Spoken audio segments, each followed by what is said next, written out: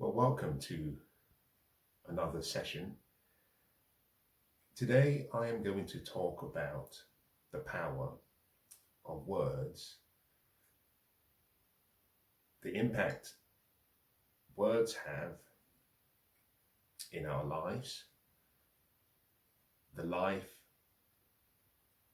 we lead, and therefore the experiences that we have. The word of the day and the word I choose is depression.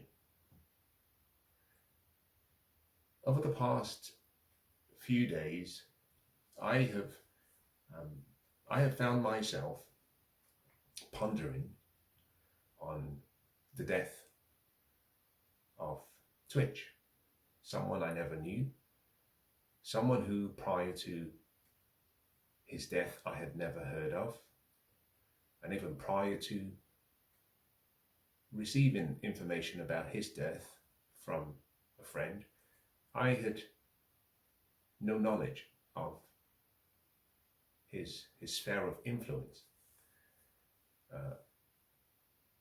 A part of me was severely impacted following his death, and that part of me is the part that speaks primarily to his family, the wife and the children he left behind. Another part of me was disappointed and upset, frustrated, and I couldn't reconcile the two emotions. I understand the concern that people might have about dismissing the effect of mental health and depression, especially for modern men and women. My focus, however, today and this conversation is directed at men, and modern men, to be more specific. Words have a profound impact and effect on our lives. We are told that by thought, what we want is created. By feeling, what we create in our imagination is sent to us. By expectation and action, we receive it. It would be naive of me to say or to assume that words do not have power. Of course they do. Our thoughts, if spoken, transform into words. Other people's thoughts, when expressed, either in written form or spoken, appear as words. They become alive. In other words, words become flesh. And the words we use and we associate with define us. They limit us. They empower us. They educate us. They enlighten us. Sometimes they entertain us. For some people, the power words have over our lives can be controlled. For some people. For some other people, they are like a ship in the middle of the ocean, being blown about by the tides and the waves and the wind, and therefore not having a sense of destiny or direction. Therefore, we are called that we should not take words, but rather we should speak words into our respective lives, futures, and destinies. For many young men, we haven't been taught about how the mind works. We haven't been educated on the power we have as individuals and the gift we have, which is the mind. We haven't been educated on the parts of who we are and how those parts work, the physical, the mental, and the spiritual. And therefore, most of our intellectual faculties, although we use them as men, we do not know how to use them properly and when we are being used based on our subconscious experiences. For example, we have a memory. A memory is part of what we call the intellectual faculties that we have. Some of our intellectual faculties: imagination, memory, perception, reason, will. All of these intellectual faculties have a role and a function. And how we use these faculties determine the emotional state that we find ourselves in. For example, memory. With our memory, we can replay past experiences. The purpose of the memory is to record or capture experiences of the past. This means that your memory can capture anything and everything. The experiences with vivid emotional characteristics are stored more vividly. The experiences with less emotional attachment are stored less vividly. In any case, we have the opportunity and the ability to retrieve from our memory our experiences. We are supposed to know, and we should be taught how to selectively choose the memories to replay. We think in pictures. We also think in words. The picture we bring into the screen of our mind creates an emotional state. So, for example, as a young man, if all you have experienced is failure, and if all that you have found yourself going through is pain, loss of loved ones, unbearable suffering, your experiences, if you associate very strong emotions, will be registered in your memory. You have a choice. You can retrieve and recall those experiences, and those experiences will remind you of what you are, based on how you define yourself. We also have an imagination. With our imagination, we can pre-play any future that we desire. We can dream, we can hope, we can design. So with your memory, you can replay past experiences, good, bad, or indifferent. And with your imagination, you can pre-play future potential experiences, good, bad, or indifferent. How you use both faculties will determine the emotional state that you find yourself. That emotional state will affect your movement and your physiology. Emotion creates motion. So the emotions you have in your memory and you replay, or the emotions that come as a result of your imagination, will determine the actions you take. Let's get back to depression. Now, why did I start with words? I started with words because words are everything. So powerful that we are told that man should not live by bread alone, but by words. We have to feed ourselves and our body, but we have to feed our mind. We have to feed our souls. We have to feed and nurture, nourish our spirits. The words in your vocabulary, in your subconscious mind, and the words in your imagination, whether those be words written form or words in pictures, will determine the aura, the expectation, the ambience with which you interact with the universe and with life. Depression has become, over the past decade or two, a word that has permeated the Western Hemisphere. In some countries, in some continents, in some languages, they do not have the equivalent translation for the word depression. And so, people in those locations are not familiar with what it means to be depressed. Generally speaking, I use a simple analogy. Human beings have a purpose. You have a purpose. You were born for a reason. You may not know the purpose behind your birth, and you may not know what your purpose is.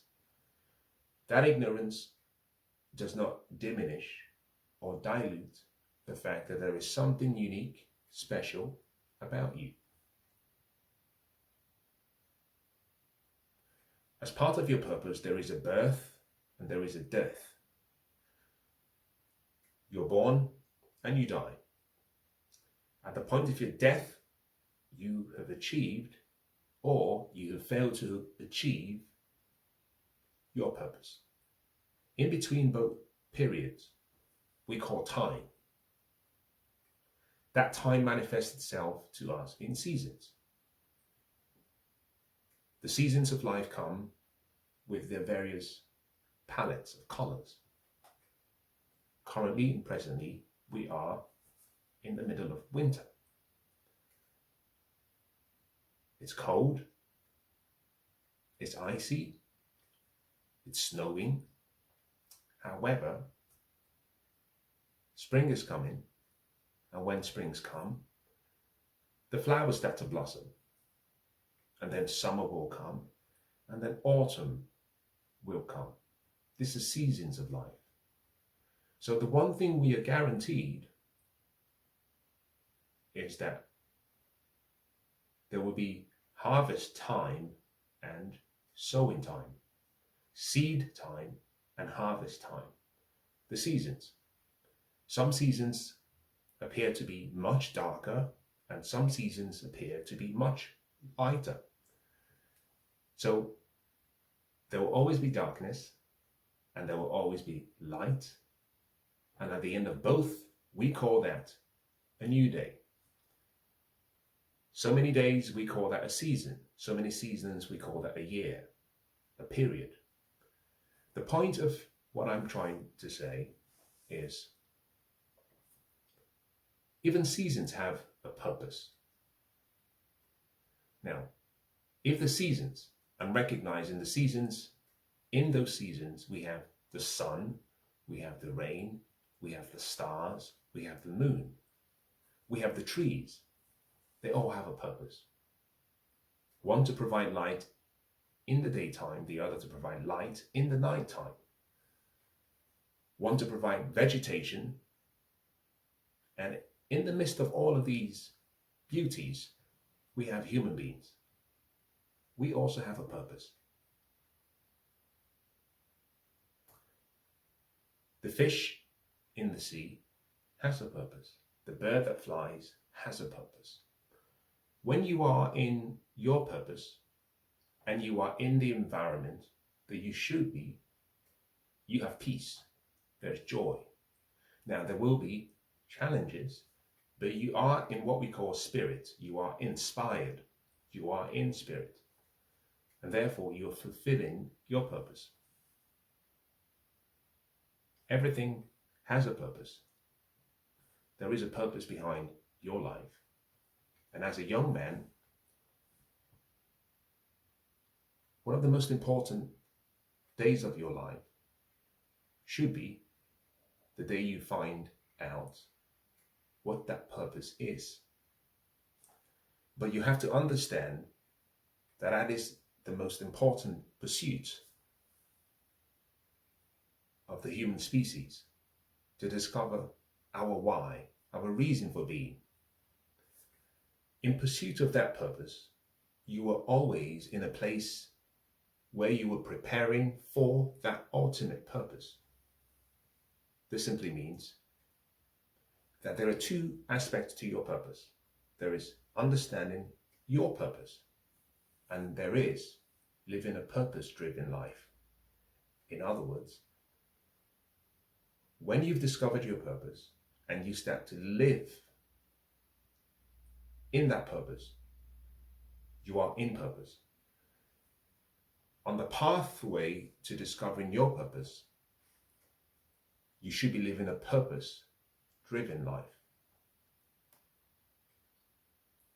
Both are not the same, but both come with a meaning. They give your life a sense of meaning, a sense of destiny, a sense of a calling, a draw to the future. Something that wakes you up and says, yes, it is dark. Yes, it is difficult, but do not be faint and do not give up. Keep coming. The future and your destiny is calling you towards it. Depression has become a buzzword. I think, in my opinion, perhaps one of the most significant reason for the uptake by so many young men of this new word and this new belief, and should I even say, this new God, is the absence and the lack of awareness of what our purpose should be or is, but also the lack of living a purpose-driven life. The lack thereof of purpose and the lack of a purposeful life or purposeful driven life at the core is a fundamental reason why most people and most men feel a sense of emptiness. That is simply an emotion, a messenger bringing back some message to you to say something isn't right. I don't believe in depression. I don't think depression is something that exists in my limited, anecdotal, narrow-minded life. And I've specifically chosen those words. The reason I do not believe in depression is simply because I understand the power of words, and I understand the power of my words. I understand that there is something about you that is authentic, creative, unique, powerful, and that power within you and intelligence within you needs to be directed, harnessed in a positive way. Now, this is not a positive, inspiring message. No, it's a call to action. I don't believe in depression because I don't think it exists. Remember, you can believe in the devil or you can believe in anything you choose. When you choose that belief and you choose those words, there is no power in those words. You animate the words with what you assign to the words through your expectations, through your thoughts, and through your feelings. When you combine thoughts, feelings, expectations, you are compelled to action. Then you will have emotions. Emotion will create motion, and emotion will create emotion. And suddenly, you find yourself bound to a word, a feeling, an expectation which you have created. If you feel as though you were out of alignment and lack a sense of destiny, you are not depressed. You're simply not in purpose. You haven't discovered your purpose, and you are not living a purposeful, driven life. A bird in the air flying, a bird was created to fly. Birds do not get depressed. A fish in the sea doesn't get depressed. Why? Because a fish is created to swim. Human beings, when we discover our purpose, we are so much into that process that we do not have time to look back at ourselves. Now, I define depression in a specific way. Psychologists and psychiatrists might define it differently. I think it's an obsession with self, a method of looking inwardly towards yourself and choosing specifically a victim mindset, a victim stance, a feeling that you're trying to covet something that does not belong to you. In other words, one of the recommendations we are given is thou shalt not take what does not belong to you. You see a neighbor's sheep, it doesn't belong to you. You don't lust after the neighbor's sheep. And if you don't lust after the neighbor's sheep, and you don't have a longing for the neighbor's sheep, you never get a feeling that there is something lacking in your life. Most people are too focused with self. The purpose of understanding your purpose and living a purposeful, driven life is simply because your gifts, the talents that are stored and the potential stored inside you, is God's gift to you. But that gift is through you as well to humanity. What you do with the gifts you have been given, or that purpose, is how you return the gift back to God or to the universe. In other words, like a tree, you will bear fruit. Those who enjoy the fruits would not be you. The people who are able to pick the apples from the apple tree and enjoy the apples. Your purpose goes beyond yourself. Most modern men are out of frame. There's an important component of living a purposeful, driven life for men. One of that requirements is that you have to always be in frame. Staying in frame. Staying in frame simply means understanding your difference, your uniqueness, understanding your purpose, understanding what a purposeful, driven life should be, recognizing your role as a man, accepting the cards that have been put before you, playing the cards with grace, with love, with forgiveness, but with pride, taking the good, the bad, and the ugly that comes with the experience, and remaining stoic. Being stoic as a man is not optional, because in many ways, our inheritance as men, we do not have the luxury as women, because our agency and our value is not given to us at the moment we are born. What we are given primarily is the potential to realize the value that we have. So we have to wake up every single day, sometimes do things that we do not like. But we do such things long enough so that we are able to do what we want to do for the rest of our lives. That is a man's pathway. If you stick to that, you remain in frame. And when you are in frame as a man, you will find that stress is something you carry on your shoulders because your shoulders are developed and you are in the right frame. You're standing up straight with your shoulders back. Therefore, you can take the load. That is a man's frame. Now, you may not know your purpose, and you may not be living a purposeful, driven life, and you may not be in frame.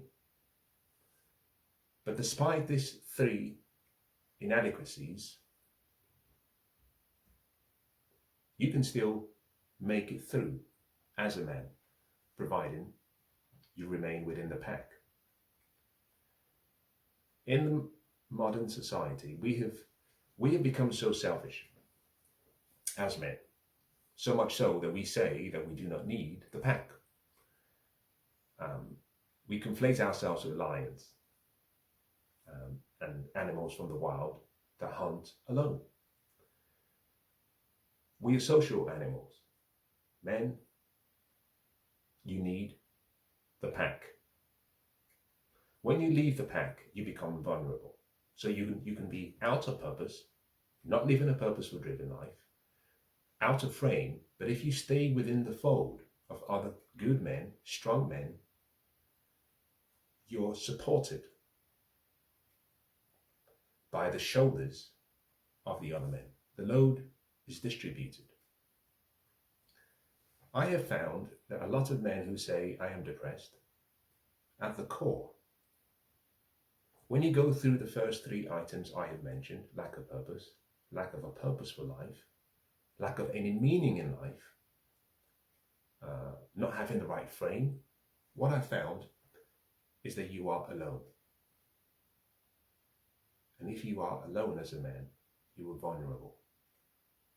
When you are vulnerable, you will listen to other voices. There will be a third voice that comes into the picture. Sometimes that third voice is the person that lays beside you. They would ask you to be expressive, share your emotions, be more feminine. They will ask you to cry. The more you share those emotions and the more you express your vulnerability to those who are not part of that pack, the more you dig yourself deeper and deeper into the hole. We need each other for a number of reasons. Men keep other men honest. We hold other men accountable. We remind other men of our duties and responsibilities. We encourage other men. We discipline other men. We praise other men. And we teach. And we are taught by the pack. So, if you have a feeling that you were depressed, I'd like you to go through the checklist of things that I have been sharing. You haven't discovered your purpose, so therefore you're not living a meaningful life or purpose-driven life. You're out of frame and you're not with the pack. Perhaps you're spending more time with a pack of hyenas, female hyenas. You need a pack to keep you honest. Good men, strong men, keep other men honest. And fundamentally, what we have seen in society today, as a result of the disintegration of the family unit, the obscene idea of calling every single derivative of a family the same, we have said to men, we don't need you. So the good men have not been in families. Men go where they are wanted, needed, and loved. And many young men these days have been raised without good role models, no fathers in the family, and therefore nothing to emulate. This is where it gets interesting. Up until 18 years, you were still under the authority, or you should be under the authority of a man. not a woman. If you are a man, you cannot be under the authority of a woman, even if she is your mother. You have to be under the authority of a man. Mothers provide you with love, nourishment, support. Fathers provide you with the self-image, a sense of self-identity, your self-worth, your self-concept. They provide you with structure, boundaries, a concept which you will need for success, which is delayed gratification. They teach you how to play within the boundaries of safety. If you did not have a father in your life as you grew up, or if you did not have a strong masculine father, there's a possibility that you did not experience the following: rough play or rough housing, taking incremental risks, rough and tumble play. There's a possibility you were not told, I am proud of you. And there is a huge possibility that you were told so much, I love you, usually by a mother. There's a possibility that you were not told, that is not good enough. In small incremental steps, there was a possibility that you did not experience boundary setting, and you did not get the encouragement and the recognition when you did good work, but also get the discipline when you did bad work. The result of which is that you've grown up past 18, not understanding the real love of a father. The love of a father does not come by words. Sometimes, and I speak from experience, and most fathers will relate to what I'm about to share, sometimes all a father does is simply nod his head to say, and that subtle gesture says it all. It says, I am proud of you. I am here for you. And yes, you are my son, with whom I am well pleased. If you missed all of that, then it means for the early developmental stages of your life, you were not informed or structured on the importance of what I call the pack, the man pack. Up until 18, a father's authority is the pack.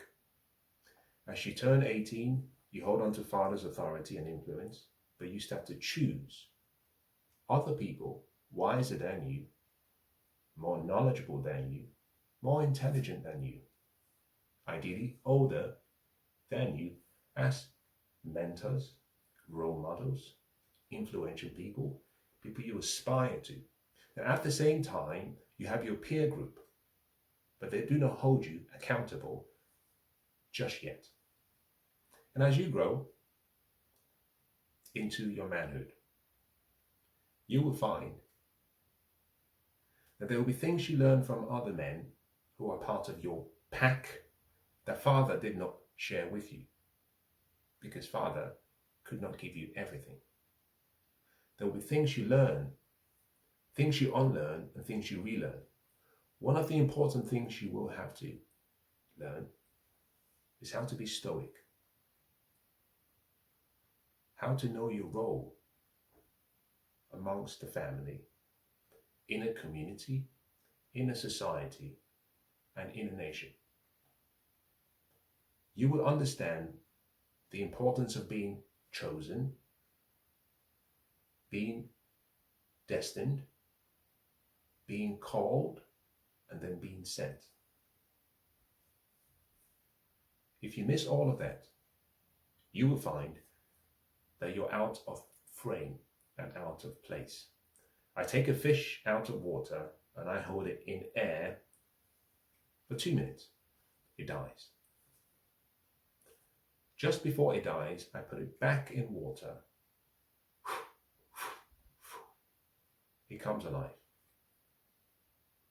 I take a bird out of the air and I put it in water. In a few minutes, it drowns. Your environment is just as important as your potential, your purpose, your gifts. So, most young men, you have all the potential, you have all the talents, you have all the abilities, you have all the gifts.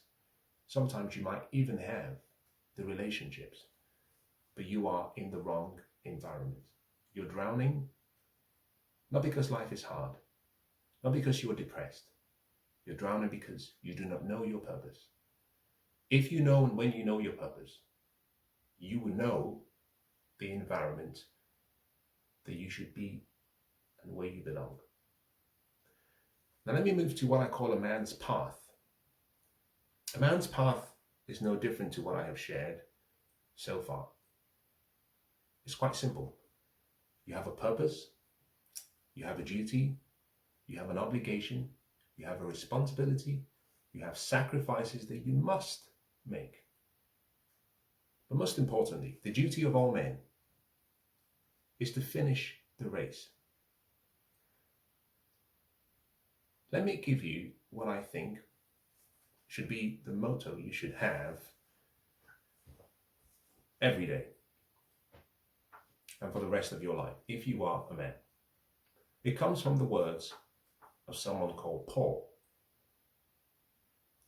Young men these days and modern men are told too many things by society. We're told we're toxically masculine. We are told to be more feminine. We are told to be more expressive.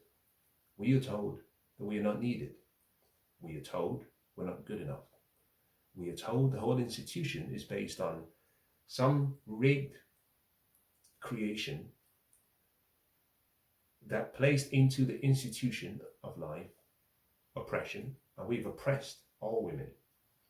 When you combine this with the fact that the person doing all this telling for the past 30 years are women.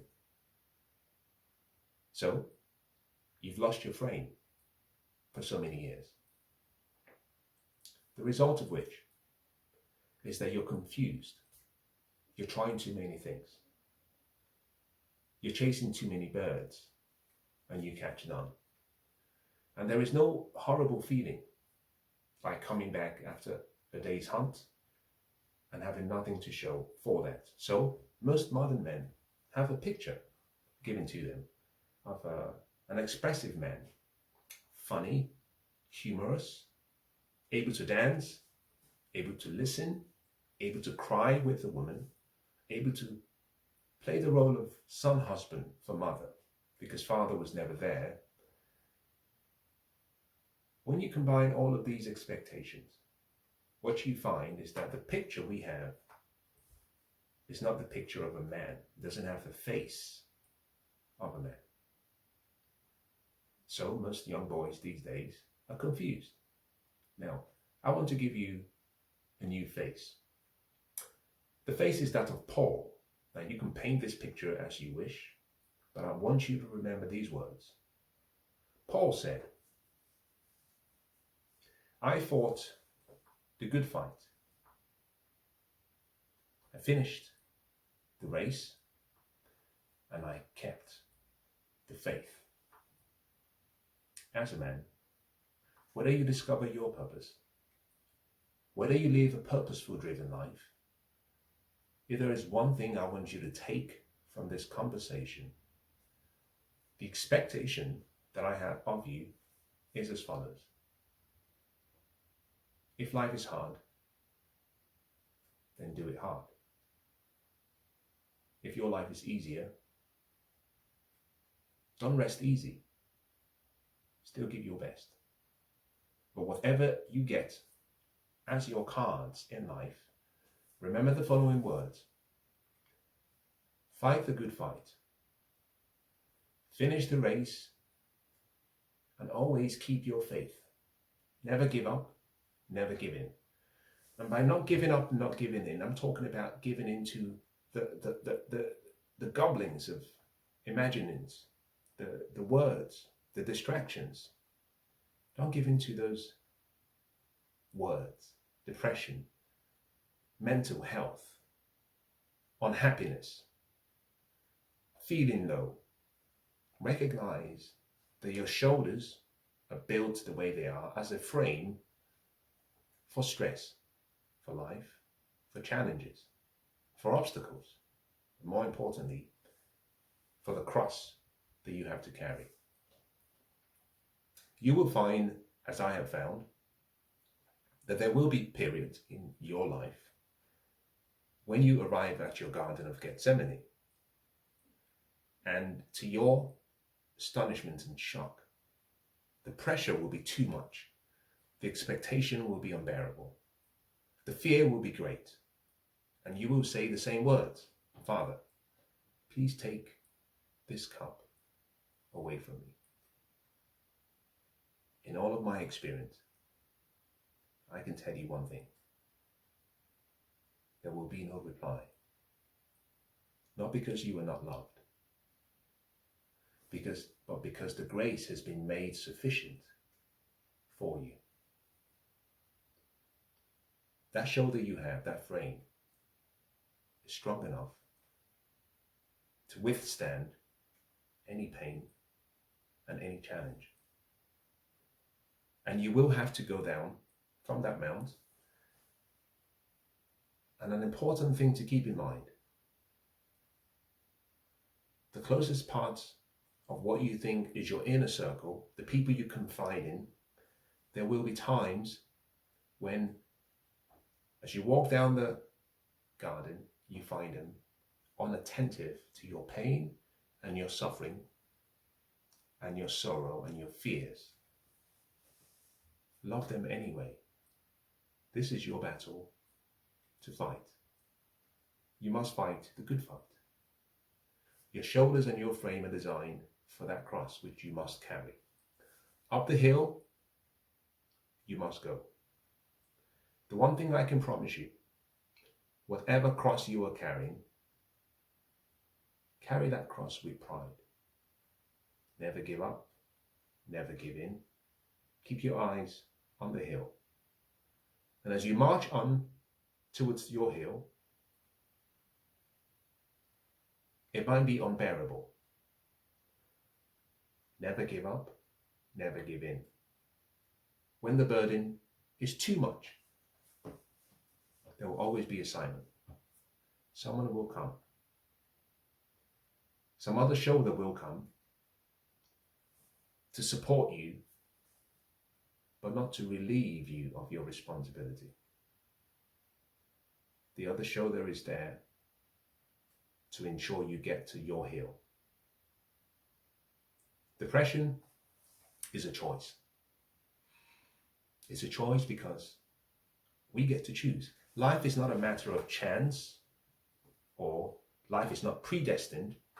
Life is not a matter of luck. Life is a matter of choice. The choices we make come with constraints, consequences, and costs. There are no solutions. We only get trade-offs. Depression is a choice. You choose the word, and if you choose it, it will become flesh. It will become your reality.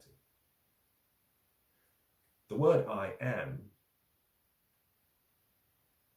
are two powerful words. Be careful about what you choose to follow those two words. If you say, I am depressed, then maybe what you want will be depression, and it will be manifested in your life, around you, because you chose the word. Choose other words. In closing, let me say the following things.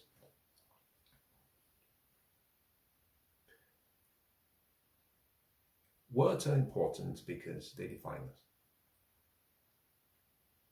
But also, whatever defines you places limits on you. The word I am is designed the way it is because it places no limitations on you. I am rich, I am attractive, I am good looking, I am well, I am healthy, I'm happy, I feel good. I am.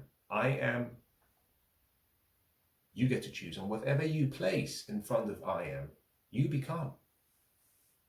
You want to be depressed? Then choose depression. Personally, I don't think it exists. It's a choice. I'm reminded of something that is profound. Now, I started with purpose-driven life, staying in the frame, remaining as part of the pack, and having a multitude of brotherly love around you to keep you on the straight and narrow. Then I moved into your responsibilities as a man and the motto you should have to ensure you keep the faith and fight the good fight. Even if you ignore everything I have said so far, which I hope you would not, let me give you something that I think should guide you. We do not inherit the world we have today from our ancestors and our forefathers. Instead, we borrow our world from our children. So, because we borrow the world from our children, we have a debt to pay. The people who are indebted are your children and your children's children. So, if you fall short of the mark, you've sinned. In archery, the word sin means to miss the mark. You've done something that should not be done, or that is out of place. You've missed the mark. You've sinned. Therefore, your sins will live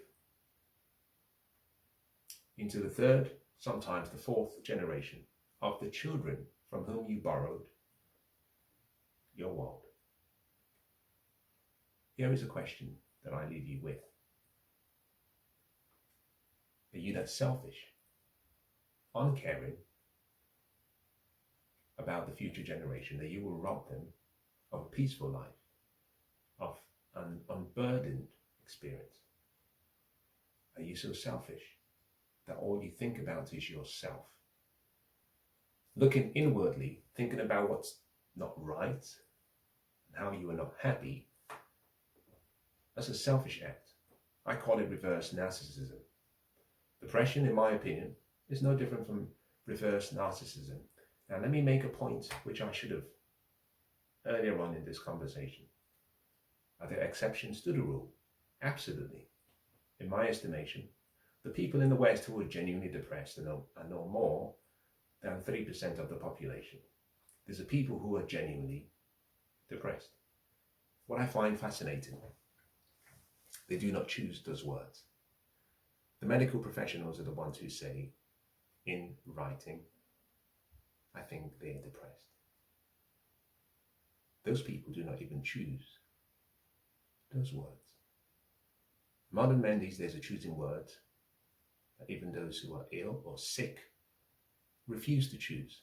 That's how low we've fallen down. Now, I close with the following statements. If you go back to the turn of the 20th century, we had people who were born between 1901 up until 1928-29. We call them the Great Generation for several reasons.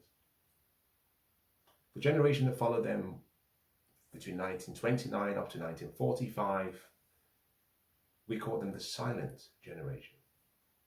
Both generations were the ones who saw the wars, the deaths, the Second World Wars that followed. They sacrificed, they died on the beaches of Normandy because they believed that they had to leave us an inheritance. The Silent Generation and the Great Generation died for their sons and daughters and their sons' sons and daughters' offsprings. Beyond those two generations, we have the baby boomers, Generation X, millennials or Generation Y, and Generation Z. They are dying for themselves. Selfish brutes, killing themselves on the altar of depression. How selfish. Our forefathers said, we will die on these beaches. We will sacrifice, we will work hard to make sure that our children had a better life, an opportunity than we did. Our generation, modern men, are killing themselves because they don't feel happy. What a shame. In closing, if you find that you need help, I'll give you 3 recommendations. Number 1, get help. Get help on the spiritual level.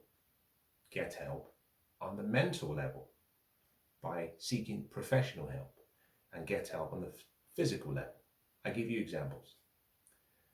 We're spiritual beings. We live in a physical body. We have a mind. Physically, your body will be exhausted at some point, but emotion comes from motion. There are things you can do with your brain to release the chemicals, dopamine, endorphins, serotonin, and oxytocin.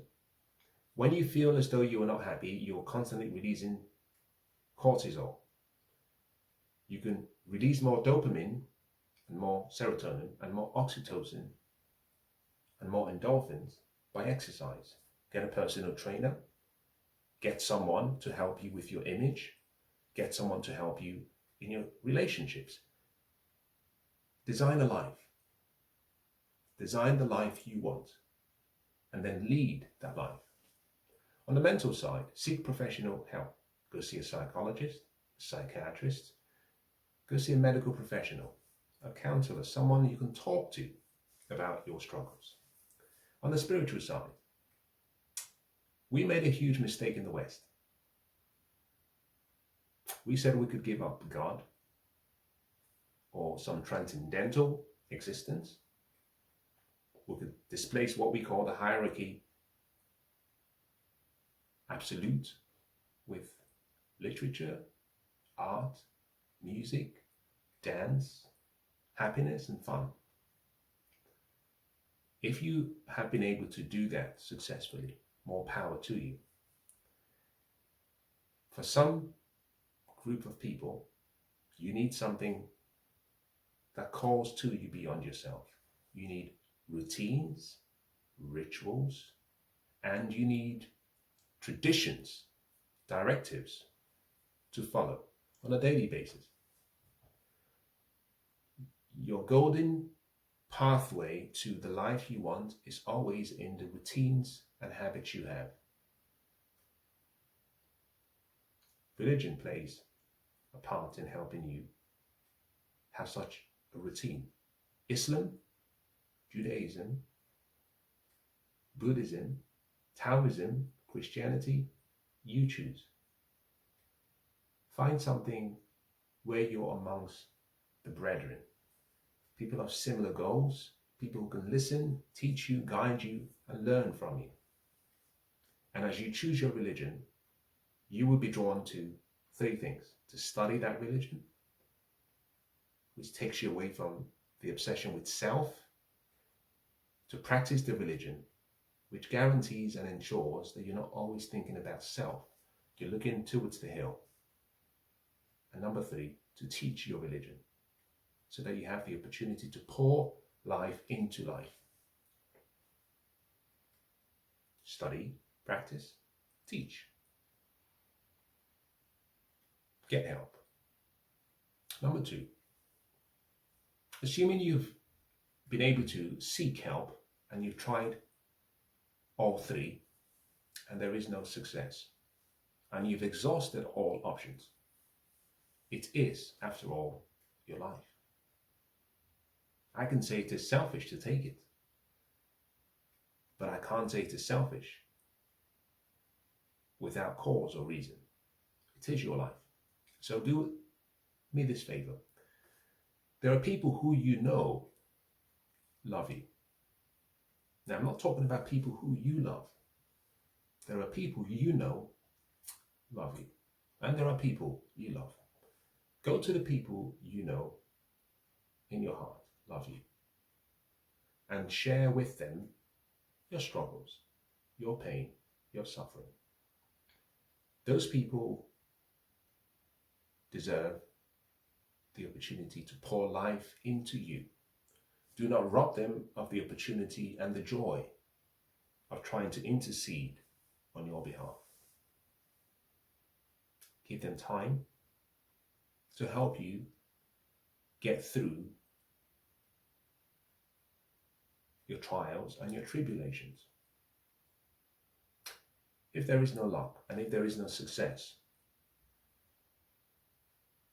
step 3, and tell them. Tell them you've decided that life is no longer worth living. Tell them that you've decided to abdicate your responsibility, your duty, your obligation to the next generation, and to the gift and talents that you were given. Tell them that you cannot find your purpose and you're tired of living a purposeful life. Tell them that the pack of men around you are not helpful and that you do not want to be in frame anymore. Tell them you cannot be burdened any longer with living.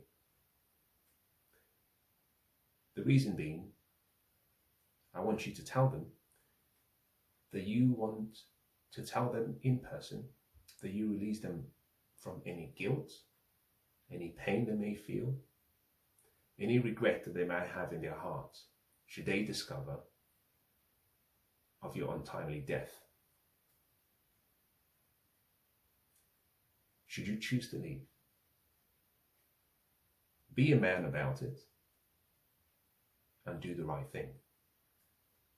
Set them free. Finally, it is your life. I wish you well.